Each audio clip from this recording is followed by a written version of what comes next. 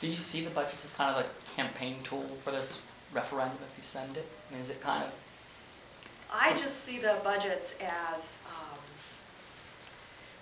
I see the capital and transportation budgets as actually pretty good things we can do in a time of economic downturn because they have stimulative effects and they create jobs. And I see the operating budget as a very difficult and but necessary response to the economic situation we're in. We have the obligation to pass that balanced budget, so we're going to do that. But there is virtually no enthusiasm about what's in it. The tax loopholes that your budget proposes to close, Rodney, Tom made it sound like you were needing to and expecting to get a 2/3 vote to pass your budget. And you just said a few minutes ago that indications from Republicans are that they won't support any sort of tax. And so I'm just, and also I don't believe the House put those tax loopholes in theirs. So is that something that you expect will come out of your budget? We are going to try to move those forward. We're going to try to see if we can have enough votes to move those forward. And if you don't, how does that work technically? Do you just strip them? If we don't, we can't do it. And then you just do the budget without it? We do. Do you have some reason to believe there might be some crossover votes? Or? I believe you can make a really good case that banks shouldn't get an exemption on the REIT that everybody else has to pay. But have you got any indication from members you might have some help there or not? Well, we're going to talk with them. And with respect to the hybrid exemption, since there's a federal tax break for buying cars, and we've actually got the agreement of auto dealers that they could live without this tax break, I'm hopeful that we would get a positive response on both sides of the aisle to it. On the circling back on the income tax thing, is there a range that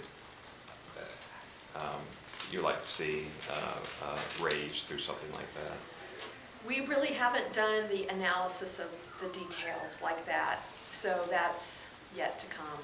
It's been more of a conceptual conversation about the unfairness of the current tax system, and in a time of where these cuts affect middle class and lower income families, why would you also want the tax system to hit them harder? But presumably it raised more than Senator Colwell's bill. I'm not sure of that. I just don't know. Actually, I don't know how much her bill would. It's like $100 million per biennium. So in your mind, is that enough? I mean, if you were to move forward with this, which is a somewhat controversial idea, I mean, would you want to start very, very small just to get people used to it? Or just, if it's going to pass, it's going to pass, we may as well have something with a little more Well, substance. clearly that would be up to the people that would be willing to vote for it to make that decision. So we're just not there yet. In the caucus. Who's writing it? Who's going to take it from concept to put something on paper? Is there someone? Well, obviously we'll do that if there's a consensus that we want to move forward with it. But I mean, you saw Senator Colwell's dropped a bill, and I talked about a concept in my blog. That's where we're at. Are you going to bring this up in caucus, and if so, when? Well, we'll certainly talk about it in caucus. When do you expect to do that? I'm not sure. Probably the next time we talk about the budget. Which was when? Next week sometime. The SEA, you guys are outside, curled up in a fetal position because they feel like you torpedoed the sales tax, which I think was their best hope, even though they don't like it, and they really want buyback. And so, what are you going to tell these constituency groups who kind of thought, well, we know that the budget's going to look bad, but you guys promised that you'd probably put something out? Well, I have said about the sales tax is that if we increase the sales tax, we need to move forward with the working families tax rebate. We have, our tax system right now is sales, property, business. That's it. If we move forward in either the sales area or anything else, I would want to see a rebate, the working families rebate, because of the unfairness of the current Could you see system. two parallel tracks where you propose a sunsetted temporary tax increase for the current crisis, and then you also ask voters to consider this long-term structural change? That seems like a lot to ask people all at once. So it's one or the other. So we'll see.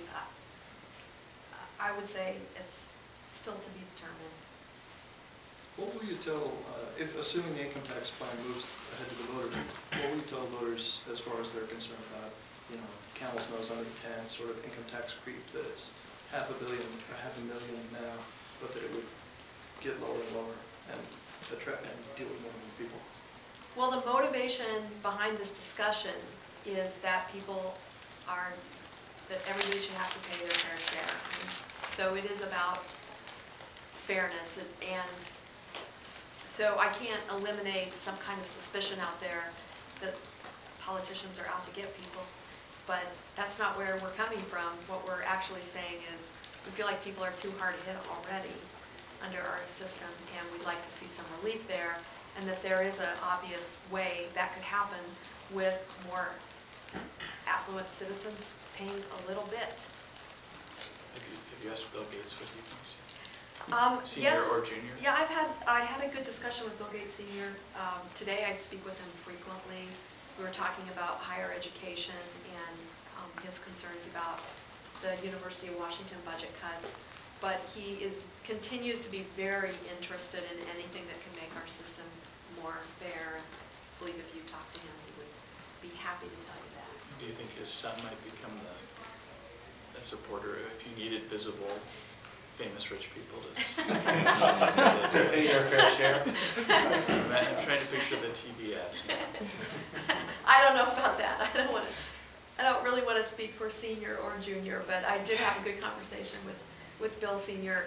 We did serve together on the commission, and he did mention his support for continuing to move forward with these efforts.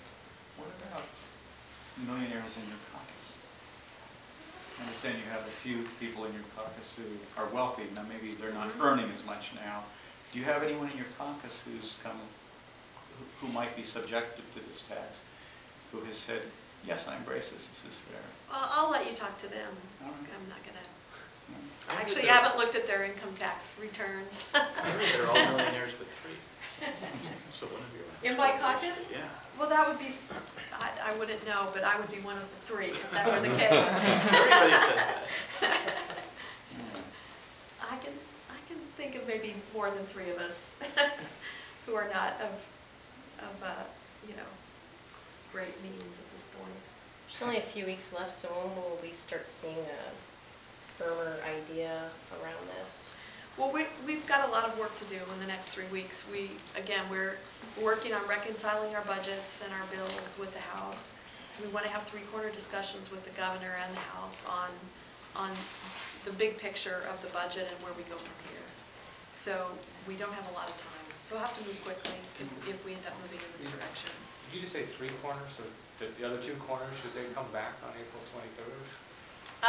April 24th? What role do you see for Republicans? The Republicans will play a role in, as you have probably noticed, the transportation budget bipartisan vote, capital budget will be a bipartisan vote. Most of the bills we pass will not be a hard-line party divided vote, but I am not particularly optimistic about the operating budget.